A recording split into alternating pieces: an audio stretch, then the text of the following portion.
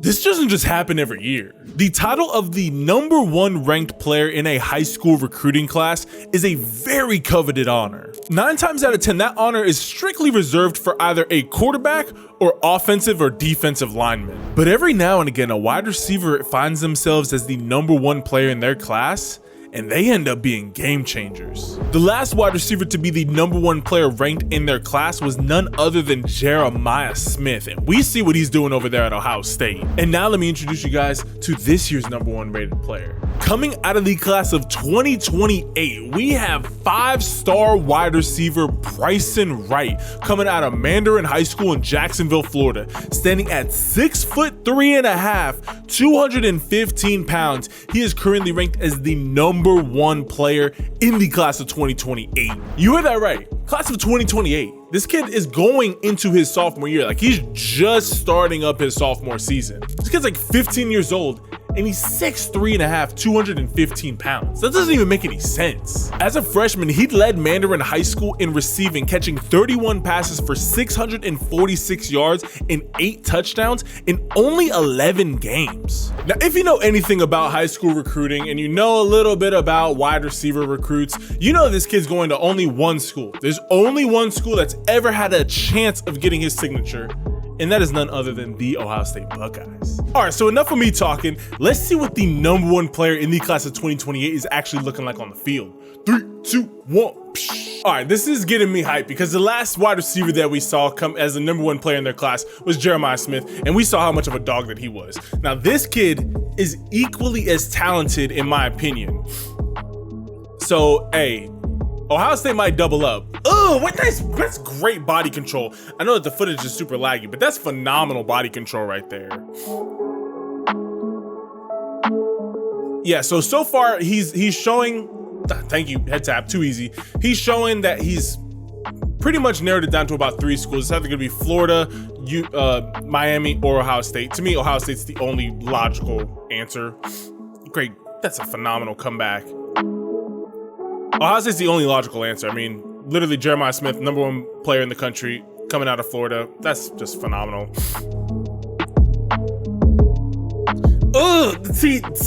This is why I love teams that have drone footage, because so far from what we've seen, okay, he looks like a okay wide receiver. This shows you the details. It shows you the craft in his craftsmanship as a wide receiver. This is a beautiful play. You have this really shallow one high safety look. Really, he could be covering the slot guy. He knows he's got a whole lot of real estate out here to make something happen. Look at how he sets this corner up, because as a wide receiver, I don't want to see you be a big athlete. There's plenty of those. I want to see you have some actual skill. Stems hard to the inside, gets his corner to think, okay, maybe he's gonna be running a slant or something out here. Gets into his oh my gosh, this is the stuff that I geek out over. Like, literally, this is how I see if a wide receiver is good. Gets into his blind spot, rocker steps back there, and then just separates. Like, that's just phenomenal route running right there. Catching it outside with his hands, that's just a beautiful route right there.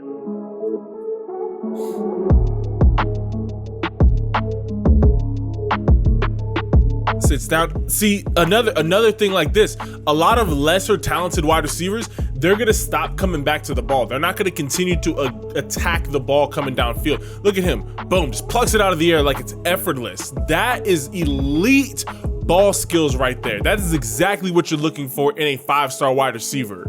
He didn't slow down at all. He didn't jump. There was nothing. He just plucked the ball out of the air. There it is. I don't know what that corner was thinking he was doing.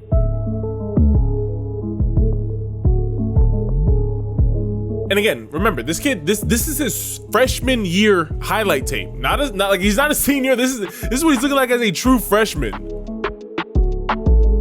Yeah, this kid is going to be unstoppable when he becomes a senior. Again, catching the ball out in front of him. So he's definitely not like a speedster. I wouldn't classify him as like a freak athlete just yet. I mean, he's extremely big for his age. I mean, 6'3.5", 215 pounds. That's pro size right there. Like, he doesn't even have to, he could literally say the same exact size, just put on some more muscle, and he can be in the NFL, at least physically wise. Now, I do think he has some growing, in terms of speed and stuff like that. Get him up off of you. But other than that, I mean, I'm loving what I'm seeing from this kid's game. He's already showing extremely high levels of wide receiver craftsmanship. And, you know, at the end of the day, he's only going to get better. Nice little hezzy. Let's see, it just is a whole bunch of releases. Get a little bit of blocking, all right. All right, so that's what the number one player in the class of 2028 is looking like in Brysen Wright. Now, to me, this kid is special because I've seen a whole lot of wide receivers. I've almost been doing this for a decade now, which is just crazy to think about. I've seen a lot of wide receivers come and go. I haven't seen a wide receiver this talented both physically and mechanically in a very long time. I didn't see Jeremiah Smith as a freshman. I saw him as a junior and as a senior when he was already kind of a name in high school football. This kid is showing so much upside. I don't really want him to get any bigger, to be honest, because if he gets any bigger, he's almost going to be teetering on becoming a tight end. 6'3.5", 215 pounds.